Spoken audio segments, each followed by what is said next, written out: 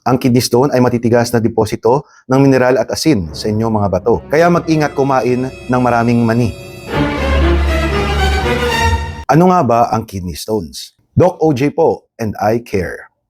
Ang kidney stone ay matitigas na deposito ng mineral at asin sa inyong mga bato. Mga types ng kidney stone: calcium stones, ang most common. Uric acid stone, sa sobrang taas ng level ng inyong uric acid sa katawan.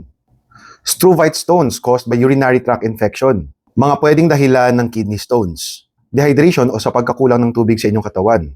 High intake of oxalate-rich foods katulad ng nuts, peanuts, cashew at iba pang nuts. Kaya mag-ingat kumain ng maraming mani. Pagkain ng maraming asin at excessive protein intake. Kung meron kayong history ng kidney stone sa inyong pamilya, kapag kulang ka sa exercise at ang iyong body mass index ay obese. Pwede rin ang medical conditions like hyperparathyroidism. Mga simptomas ng kidney stones: pagsakit ng likod, madalas, masakit at sobrang panghi ng iyong ihi. If may suspetsa akong may kidney stone ng aking pasyente, ay inire-refer ko sila sa isang general surgeon. Kaya mag-ingat po sa inyong kinakain at mag-exercise araw-araw.